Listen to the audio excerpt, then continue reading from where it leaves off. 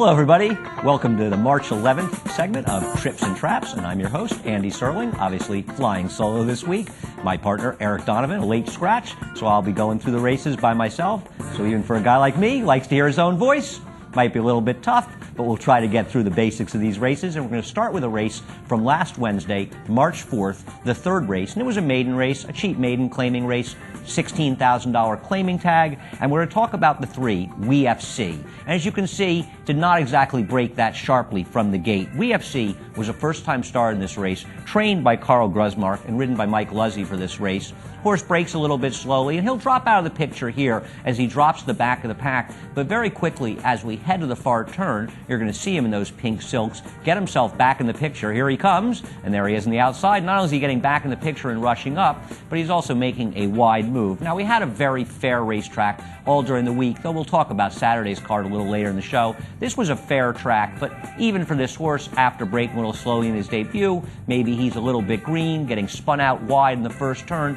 WeFC, a horse who actually took some real money for this race. He was just 5.5 to 1 for his first start, a $5,000 yearling purchase.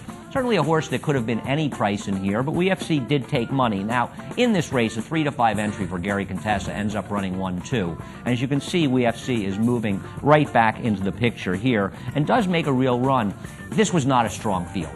So when you look at a horse like WeFC in the future, you're just going to have to upgrade the performance that's running here, because there's no question, based on what we've seen early, this horse making the premature wide move into the race, that WeFC ran a much better race than it looks like she did on paper. She actually loses this race by 9 3/4 lengths when we get to the finish, but I think you can easily upgrade it 4 lengths or so. It's hard to necessarily say how much, but the next time WeFC runs, see what the competition looks like. In a similar group of horses, I would definitely like her chances. So she's making this 3-wide move, and I like the fact that she has the ability to get herself in the race, and she's really closer to 4-wide because the leader is not on the inside. So she's outside, and she does a nice run here and understandably gets tired in the stretch.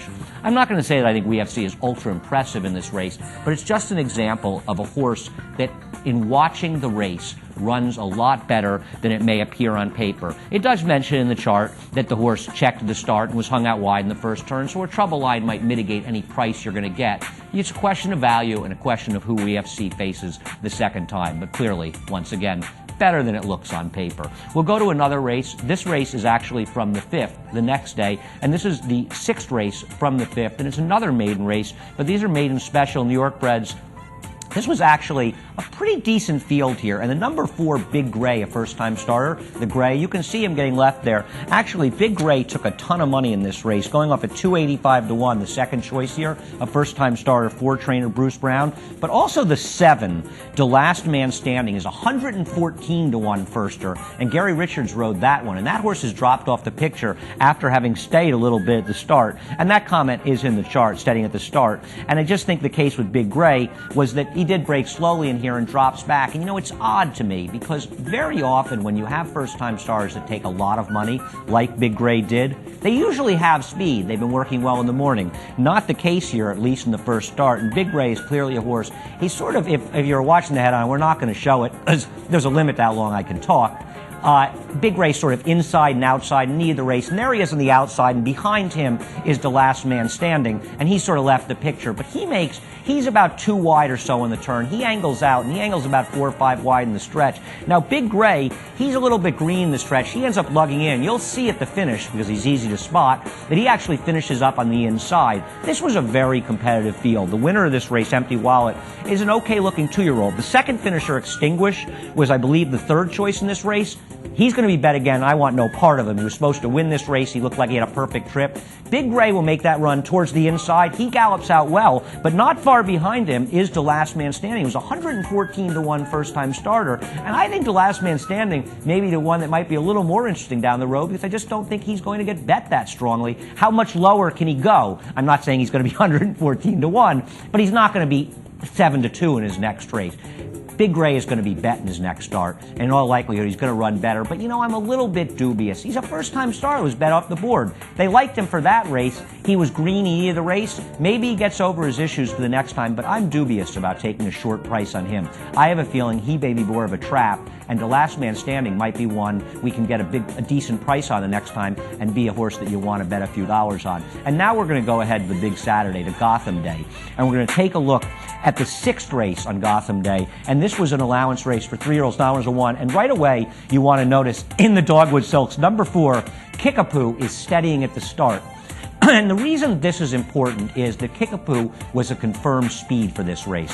So by him getting checked out at the start, it allows the eventual winner of this race to get clear on the front end. That's counter move. But also watch the 7 in spite of it. And in spite of it was a big price in this race, 45-1, and he was getting a good trainer change to Alan Iwinski for this race. He drops back to last in the check. Kickapoo's in front of him, but he's still in a bit of traffic. And if you want to look in front of Kickapoo, you can see Wild Proof. He will stay the whole way down the backstretch. He was another potential speed. And you had counter move setting a very slow pace on the front end. And I felt Saturday's track was a track that was overall very kind to speed. And the way the trip worked out to counter move, even though he wins by 6 lengths, I think it was very circumstantial, and I can't wait to bet against him next time. But also Kickapoo is now, as you can see in the Dogwood Silks, making that 3 to 4 wide move in the turn. Behind him is In Spite of It, who checked out earlier in the race. And I think both of these horses run pretty well. I mean, don't forget, you had a slow pace, which helped out the horse on the front end. It worked against Kickapoo's running style because he's a speed. He'll still end up finishing 3rd in this race. Now, he gets beaten over 8 lengths, but he still runs okay, all things considered. And not far behind him is In Spite of It, a horse who really improved off the layoff and had that trouble. And In Spite of It might be the very sneaky one coming out of this race. I'm just not sure exactly what to do with Kickapoo, though I think he ran very well, and he's a horse you absolutely want to pay attention next time he runs. And I think you also want to downgrade the winner's performance in this race. I think dynamics were really a big help to him in here. But also, In Spite of It is one you really want to look at next time. I think he's a horse that could improve. I like the way he ran this race. He's a horse that had shown some promise as a 2-year-old, actually winning a maiden race late in the Saratoga meeting over a horse named Just a Coincidence, who's not bad. That does it for the first part of Trips and Traps. Now, once again, we want to hear your comments in these races. Anything we talk about, races we don't talk about, thoughts of your own, races we can cover. It's Trips and Traps at NYRAinc.com. Thanks a lot for watching, and we'll be right back.